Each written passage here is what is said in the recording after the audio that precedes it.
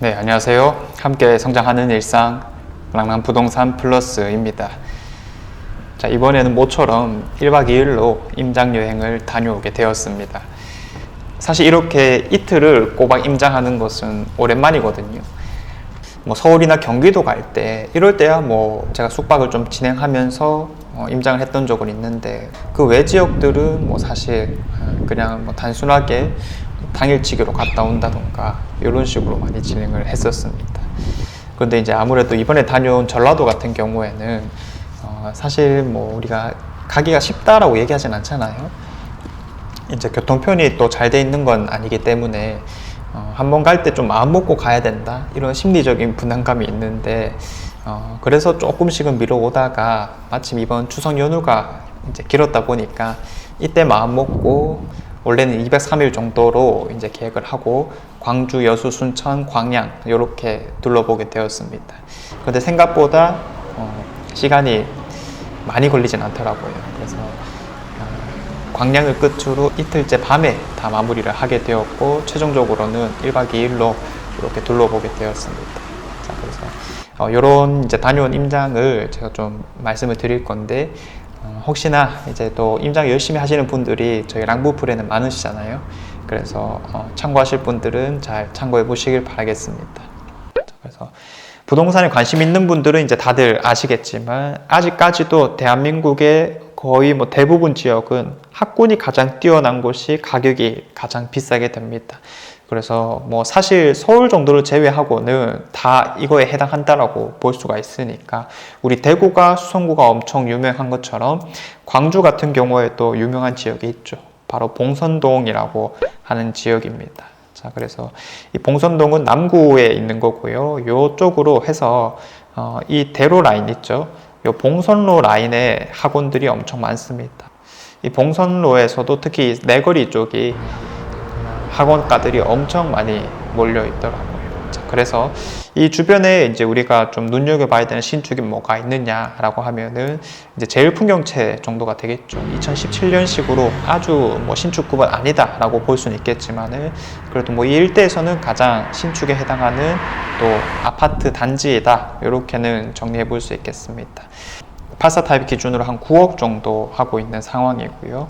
특히 이제 이런 학군이라고 하는 것은 한순간에 생겨난 건 아니다 보니까 구축 아파트들의 호가도 상당히 좀 높은 경향이 있는데, 대표적인 것들이 금호타운부터 시작해서 봉선 포스코 더샵 이런 것들이 아닐까 싶습니다. 그래서 봉선 포스코 더샵은 2004년식임에도 불구하고 지금 8억부터 나와 있거든요. 그래서 호가 자체가 엄청 좀 높고, 그것도 실거래가가 좀 받쳐지는 상황이다 보니까 아마 그 안에서도 이제 실거래가 격차가 좀 많이 나고 있는 걸 봐서는 뷰가 어떻게 나오느냐, 수리가 어떻게 되어 있느냐, 이런 거에 따라서 좀 차이가 큰 것 같습니다. 아무튼 8억부터 나오고 있으니까 상대적으로 제일 풍경채가 싸다라는 느낌보다도 포스코 더샵, 봉선 포스코 더샵의 인지도라든지 상징성, 이런 것들이 좀 높은 상황이 아닐까라고 유추가 되는 상황이었습니다. 자, 그래서 어쨌든 이런 아파트들이 가장 비싼 입지에 해당하는 것이고, 학군이 가장 뛰어나다라고 얘기를 하는 건데, 사실 우리가 광역시를 볼 때면 광역시들끼리 가격 비교를 좀 하는 경우가 많단 말이죠. 그래서 우리가 생각하고 있는 대구, 부산뿐만 아니라 울산, 인천, 대전 이런 것들 다 한꺼번에 둘러보게 되는 건데, 광주광역시는 그 중에서도 참 가격이 좀 낮은 편에 속합니다. 그래서 학군지가 뛰어남에도 불구하고 왜 이렇게 가격이 낮은 걸까를 한번 생각해 보면, 아무래도 이제 교통이 좀 많이 약한 게 아닐까라고 보여지는 상황입니다. 그래서 지금 광주에는 1호선이라고 하는 녹색 선이 이제 지나가게 되는데, 여기에 이 봉선동에서 이 1호선 가까운 곳에 접근하려고 해도 사실 당연히 도보권은 아니기 때문에 이런 교통이 좀 약하다. 웬만한 광역시들의 가장 좋은 입지는 사실 학군과 교통, 이런 전반적인 요소들이 다 잘 받쳐지기 때문에 누구나 선호하고 이런 경향이 있지만은, 사실 여기는 정말 딱 학군 하나 보고 들어가는 곳이라서 요즘 들어 점점 이제 학군의 힘이 떨어진다라고 하는 상황에서는 이게 계속해서 1등의 자리를 유지할 수 있을까라고 했을 때는 조금은 아쉬운 느낌도 들긴 합니다. 자, 그런데 이제 한 가지 눈여겨봐야 되는 것은 이제 2호선이 지금 딱 공사 중에 있거든요. 원래는 개통돼도 개통되었어야 되는데 뭐 늘 그렇듯이 좀 연기가 되고 있는 모습이고 뭐 한창 또 진행되고 있는 모습들을 확인할 수 있었습니다. 자, 그런 게 어디에 좀 들어오고 있냐면 요 윗라인 지금 점선으로 표시된 부분들 있죠.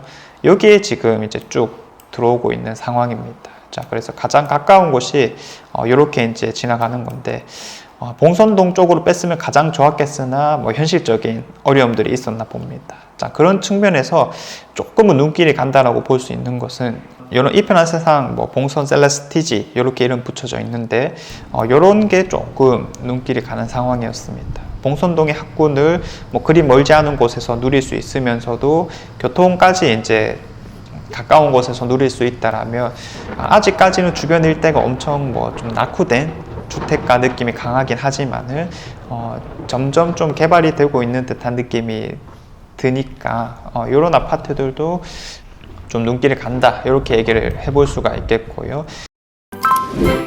좀 더 원론적인 부분에서 결국 이제 교통과 학군이 중요한 데가 앞으로 계속 좋아질 거라는 관점이라면 사실 학군이라는 것은 대체될 수 있단 말이죠. 왜냐하면 사람들이 이제 살기 시작하면 그 주변에 이제 자연스럽게 학원가들이 또 생겨날 수밖에 없으니까 이제 최소한의 것들만 좀 유지가 된다라면 사실 바꿀 수 없는 건 오히려 교통적인 부분이 아닐까 싶습니다. 그래서 지금은 뭐 대한민국 어느 지역이든 빼놓을 수 없는 요소가 하나 있다라면 바로 광역교통이라는 거죠. 더 이상 광역시 하나만으로는 잘 살 수가 없으니까 우리 대구도 경북이랑 좀 합치려고 하는 것처럼 광주도 전라도권이랑 광역교통망을 좀 형성하려고 하는 상황입니다.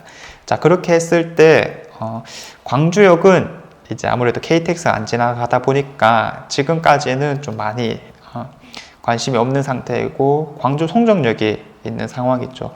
이 송정역도 이제 1호선 라인으로 이어지다 보니까 이런 1호선 라인이 이어지면서 아까 언급했던 2호선 라인도 같이 지나가게 되는 상무역이 사실상 눈길이 상당히 많이 간다라고 볼 수 있겠습니다. 특히 이제 광주 사람들의 입장에서는 상무지구라고 하면은 누구나 아는 동네인 거죠.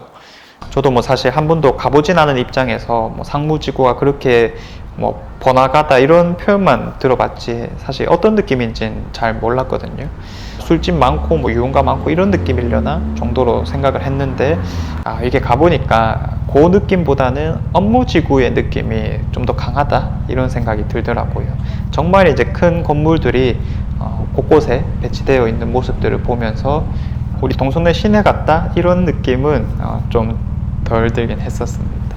자, 그래서 이런 곳에 이제 문제점이 원래는 뭐였냐면 이제 인프라도 워낙 좋죠. 지금 상업지구가 잘 형성되어 있고 양옆으로 해서 공원들도 크게 있고 그리고 위쪽으로 광역시청 여러 가지 인프라들이 함께 있는 상황이다 보니까 야, 여기는 정말 살기에는 최고네 라는 것을 지도만 통해도 우리가 충분히 알 수가 있을 건데 이제 기존에 있던 아파트들이 다 이제 한 90년대식의 오래된 아파트들이었다 보니까 이제 뭐 늘 그렇듯이 우리가 구축 아파트에는 관심이 덜 가게 되는 거죠. 그런데 이제 상황이 좀 많이 바뀌었던 게 이런 상무역 아래쪽으로 해서 이제 새 아파트들이 많이 생기기 시작했다라는 겁니다.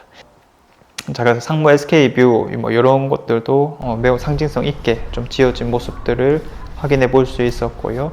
이런 데가 중충 이상 기준으로 한 7억 정도 부르고 있는 상황이거든요. 그래서 아직까지는 당연히 뭐 봉선동의 가격을 따라가지 못하지만은 앞으로는 만약에 하극상이란 걸 좀 한다면 이런 지역들부터 시작할 수 있지 않을까라고 보고 있습니다. 자, 그래서 우리가 임장을 할 때면 늘 이제 뭐 정말 쫓기듯이 한다 이런 느낌보다도 그곳에 주민이 되어서 그런 주민들은 어떤 라이프 스타일을 즐길까 항상 요것들을 염두를 잘 해줘야 될 건데 바로 옆에 있는 운천 저수지 뭐 이런 곳들도 연꽃이 참 예쁘게 피었었고요.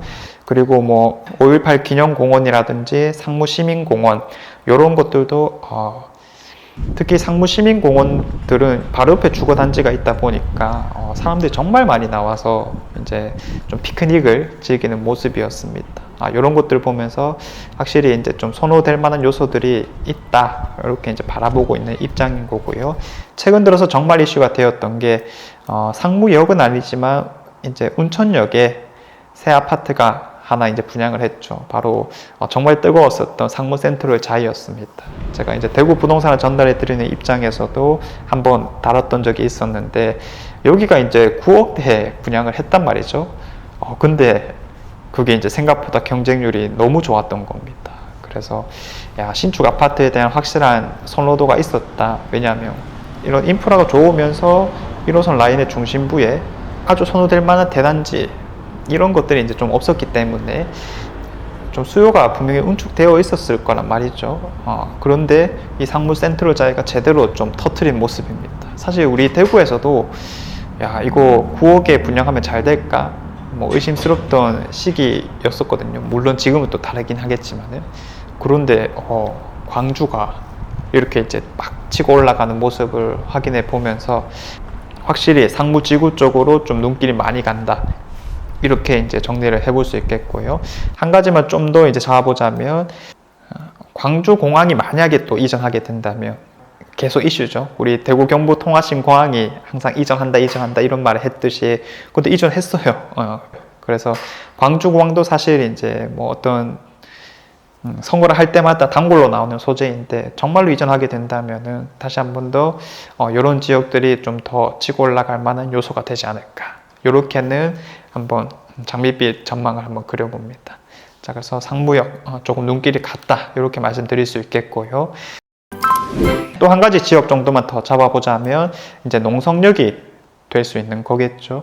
자, 기존에 있던 광주 유스케어, 사실 이제 교통지의 핵심이라고 볼 수 있겠고요. 주변에 신세계 백화점, 이마트, 이런 것들이 잘 받쳐지는 상태에서 농성 SK뷰 센트럴이라든지 혹은 바로 밑에 있는 빌리브 트레비체, 이런 것들이 또 잘 지어놨어요. 그래서 매우 상징성 있는 아파트들이 결국 들어온다라면, 이런 게 이제 가격 리딩 역할을 잘 해주다 보니까 뭐 주변에 있는 삼익 아파트도 뭐 재건축 기대 심리가 좀 들어가기도 하고, 정말 안 좋은 이슈가 있었지만은 화정동 아이파크 이런 것들 신축 들어오고, 그리고 그런 것에 활용 정점을 찍을 게 이제 광천동 재개발이라고 해서 하이엔드 브랜드가 확정이 되어 있잖아요. 무려 DH가 들어오는 건데, 농성역도 그러면 좋은 아파트들이 많이 들어오고 결국 사람들이 많이 몰려 살기 시작하면은 인프라 같은 거는 지금도 좋은데 더 이제 좋아지겠구나. 그래서 확실히 상무지금과 더불어서 이제 좀 치고 올라갈 만한 요소들을 갖추었다라고 보는 지역이었습니다. 물론 그 사이에 심리가 좀 안 좋아졌고,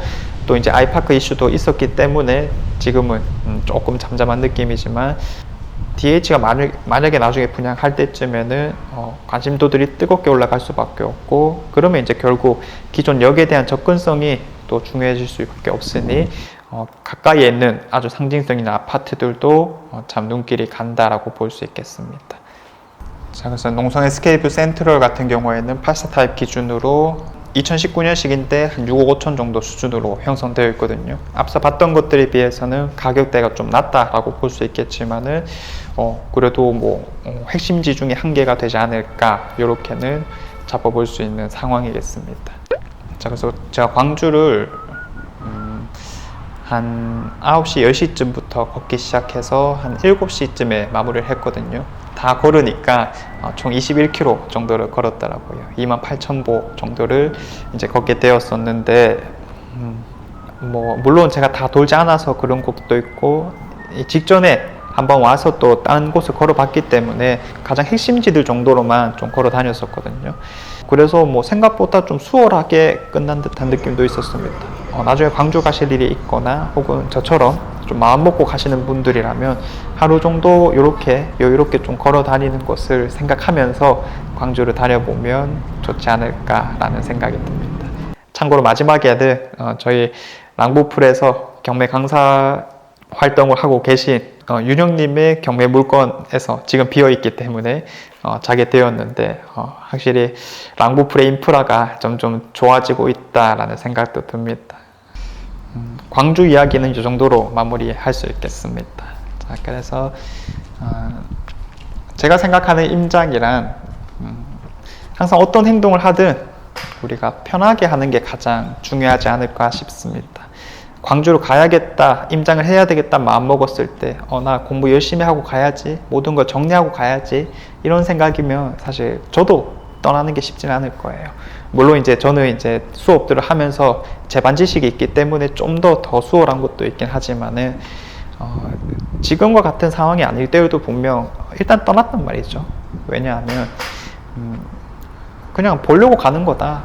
그쪽에 한번 걸어보고 맛있는 것도 좀 먹고 이런 생각으로 편하게 행동하기 때문에 좀 더 쉽게 다닐 수 있는 게 아닐까 싶습니다. 자, 그래서 임장을 해야지 정도로 이제 생각을 하시는 분이 있다면 그냥 나가서 좀 산책해라, 이렇게 말씀을 드리겠고요. 다음 임장 영상에서는 이 다음 날이죠. 여수, 순천, 광양 다녀왔던 것들을 좀 정리해서 말씀드려 보도록 하겠습니다. 자, 이상 제가 준비한 내용은 여기까지이고요. 내일도 좋은 내용으로 찾아오도록 하겠습니다. 감사합니다.